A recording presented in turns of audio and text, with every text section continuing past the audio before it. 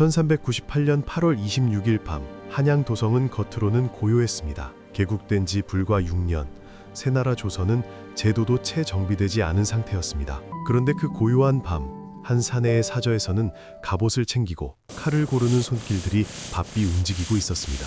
그 사내의 이름은 이방원, 태조 이성계의 다섯째 아들입니다. 이성계의 칼끝이 향한 곳은 외적이 아니었습니다. 조선의 개국공신 정도전이었습니다. 그리고 그 밤이 끝나기 전 칼은 피를 나는 이복 동생들에게까지 향했습니다. 나라를 세운 아들이 나라의 설계자를 베고 아버지의 신하를 죽이고 형제의 목을 치는 나라. 이 모든 비극은 어디서부터 시작된 것일까요? 왜 이방원은 그 밤 칼을 들어야 했을까요? 그 답은 건국의 화려한 빛 뒤에 드리워진 깊은 그늘 속에 있었습니다. 지금부터 그 그늘 속으로 들어가겠습니다. 들어가기 전에 구독과 좋아요는 영상 제작에 힘이 됩니다. 1398년 8월, 태조 이성계는 병상에 누워 있었습니다. 조선을 세운 지 6년, 왕의 몸은 이미 쇠약해져 있었고 정사는 사실상 개국공신들의 손에서 움직이고 있었습니다. 한양 도성 안 이방원의 사전은 초라했습니다. 개국공신의 자귀도 세자 자리도 없었습니다. 그가 가진 것은 소수의 사병과 날선 분노뿐이었습니다. 그해 여름, 이방원은 심상치 않은 움직임을 감지했습니다. 병권을 장악한 정도전이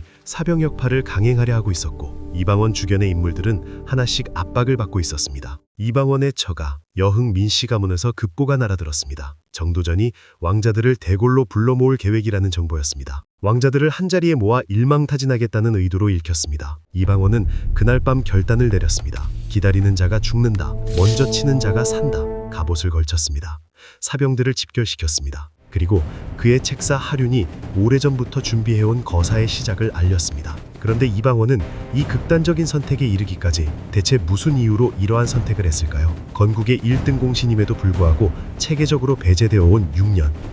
이 6년은 어디서부터 시작된 것이었을까요? 1392년 7월, 조선이 건국되었습니다. 개국공신 52명의 명단이 발표되었습니다. 이방원의 이름은 없었습니다. 고려의 마지막 충신 정몽주를 제거하고 반대파를 정리하며 아버지 이성계의 직위를 이끈 이방원은 정작 개국공신 명단에서 제외되었습니다. 세자 책봉에서도 이방원은 배제되었습니다. 태조 이성계는 계비 강씨 소생의 막내 아들 의안대군 방석을 세자로 책봉했습니다. 이것은 모두 정도전의 계략이었습니다. 그 당시 방석의 나이는 겨우 11세였고 이방원은 26세로 고려 과거에 합격한 문무를 겸비한 왕자였습니다.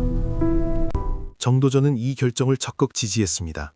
그는 1397년부터 본격적으로 사병 혁파를 추진했습니다. 왕자들이 사적으로 거느리던 군사력을 국가에 귀속시키겠다는 정책이었습니다. 표면적으로는 국방 강화를 위한 합리적 조치처럼 보였으나 이 정책의 실질적인 타겟은 이방원을 포함한 한씨 소생의 왕자들이었습니다. 이방원의 손발을 잘라내겠다는 의도였습니다. 사병이 없으면 이방원은 아무런 힘도 없는 왕자에 불과했기 때문입니다. 정도전은 이 정책을 강행했고 이방원은 결국 사병을 예노하야 했습니다. 더 심각한 것은 이방원의 측근들이 하나둘씩 압박을 받기 시작했다는 사실이었습니다. 이방원과 가까운 인물들이 정도전의 견제를 받았고 이방원 본인도 언제 제거될지 모르는 상황이었습니다. 이것은 더 이상 권력 경쟁의 문제가 아니었습니다. 목숨을 연명하기 위해 행동해야 했습니다. 그런데 이방원 혼자서 정도전을 상대하는 것은 불가능했습니다. 그는 동맹이 필요했습니다. 그리고 그 동맹은 예상치 못한 곳에서 모습을 드러냈습니다. 과연 그 동맹은 누구일까요? 이방원의 가장 중요한 조력자는 두 방향에서 왔습니다. 첫 번째는 책사 하륜이었습니다. 하륜은 고려 말 과거에 급제한 문신으로 조선 건국 이후 이방원의 곁에서 지략을 제공한 핵심 참모였습니다. 그는 사병혁파 이전부터 이방원에게 정도전 세력의 위험성을 경고하고 거사를 준비할 것을 권고해 왔습니다. 하륜의 역할은 조언에 그치지 않았습니다. 거사의 시기와 방법을 구체적으로 설계한 인물이 바로 하륜이었습니다. 두 번째 조력은 이방원의 처가 여흥 민씨 가문이었습니다. 이방원의 부인 민씨는 매우 결단력 있는 인물이었습니다. 민씨의 형제들인 민무구와 민무질은 이방원의 거사를 위해 실질적인 물자를 지원했습니다. 역사서에는 이들이 무기를 은닉하고 군사를 모으는데 앞장섰다고 기록되어 있습니다. 원경왕후 민씨 본인도 거사 당일 밤 갑옷과 무기를 직접 챙겨 이방원에게 전달했다는 기록이 태종실록에 남아 있습니다. 이방원은 또한 소외된 형제들을 귀합했습니다. 이방간, 이방이 등 한씨 소생 왕자들도 이방원의 편에 섰습니다. 고독해 보였던 이방원의 주변에는 이처럼 치밀하게 준비된 인적 네트워크가 있었습니다. 그러나 아무리 준비가 철저해도 결정적인 순간은 하늘이 길을 열어주어야 합니다. 그 순간은 의외로 빠르게 찾아왔습니다. 1398년 8월 태조 이성계가 갑자기 병환으로 드러누웠습니다. 왕이 병상에 있다는 것은 권력의 공백을 의미했습니다. 정도전 세력에게는 왕자들을 제거할 기회였고 이방원에게는 선제적으로 거사를 감행할 마지막 기회였습니다. 8월 25일 이방원 측근으로부터 결정적인 첩보가 들어왔습니다. 정도전, 남은, 시민효생 등 정도전 세력의 핵심 인물들이 세자 방석의 집 인근에 모여 있다는 정보였습니다. 왕자들을 대궐로 소환하여 제거할 계획을 논의하고 있다는 내용이었습니다. 이방원은 그날 밤 즉각 행동에 들어갔습니다. 먼저 형들에게 연락해 거사를 알렸습니다. 그리고 사저에서 남은 사병과 민씨 가문이 모아준 병력을 집결시켰습니다. 그리고 갑옷을 입고 말에 올랐습니다. 목적지는 정도전이 있는 곳이었습니다. 6년 동안 쌓여온 분노와 공포가 그날 밤 한 방향으로 터져나오고 있었습니다. 그리고 그 끝에서 두 사람의 마지막 대면이 기다리고 있었습니다. 과연 그 자리에서 무슨 일이 벌어졌을까요? 정도전은 그날 밤 남은의 집에 있었습니다. 인근에는 심효생도 있었습니다. 이방원의 군사가 들이닥쳤을 때 정도전은 피신을 시도했습니다. 그는 민가의 구석으로 숨어들었습니다. 하지만 이방원의 병사들에게 발각되었고 정도전은 이방원의 군사에 붙잡혀 이방원 앞에 끌려왔습니다. 두 사람의 마지막 대면이었습니다. 이방원과 정도전, 두 사람은 단순한 정적이 아니었습니다. 정도전은 당대 최고의 성리학자이자 조선 건국의 이론적 설리자였습니다. 그러나 그 설계도 안에는 이방원의 자리가 없었습니다. 이방원은 정도전의 목을 베었습니다. 같은 날 밤 남은과 심효생도 제거되었습니다.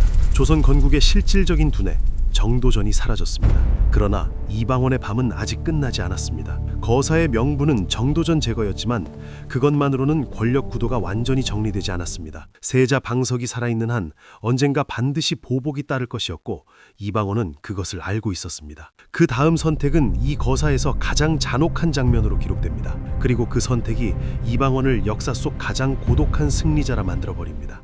정도전이 제거된 뒤 이방원의 병사들은 세자 방석의 처소로 향했습니다. 이복 동생 방석과 방번을 잡아들였습니다. 방석은 당시 17세, 방번은 19세였습니다. 두 어린 왕자는 이방원의 명에 의해 귀향길에 올랐지만 도성 밖을 벗어나자마자 군사들에 의해 처형되었습니다. 이방원이 이 결정을 내린 이유는 냉혹한 정치적 현실 때문이었습니다. 세자를 살려두면 반드시 복수 세력이 결집될 것이기 때문입니다. 권력을 완전히 장악하려면 이 싹을 잘라내야 했습니다.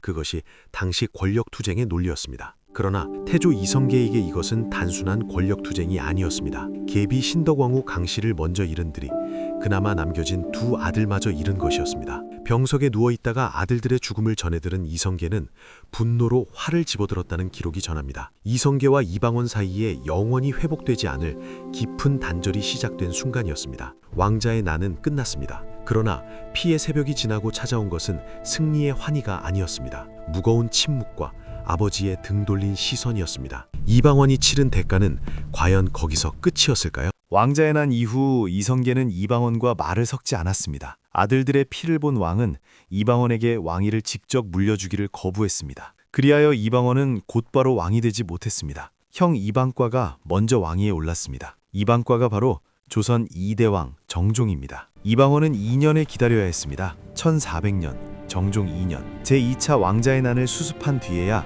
이방원은 세자로 책봉되었고 그해 11월 마침내 왕위에 올랐습니다. 조선 3대 왕 태종입니다. 이성계는 왕위를 빼앗기다시피 한 뒤 함흥으로 떠났습니다. 태종이 화열을 청하며 사신을 보낼 때마다 돌려보내지 않았다는 이야기가 전하는 것도 이때의 일입니다. 함흥차사라는 말이 여기서 비롯되었습니다. 이방원은 원하던 권력을 손에 넣었습니다. 그러나 아버지와는 영원히 회복되지 않는 금이 같습니다. 함께 나라를 세운 동지들을 직접 배웠습니다. 피를 나눈 형제들의 죽음에 머무르게 했습니다. 그 모든 것 위에 왕좌가 놓였습니다. 역사는 그를 조선 최고의 군주 중 하나로 기록합니다. 6조 직계제 확립, 호패법 시행, 신문고 설치, 강력한 왕권 정비.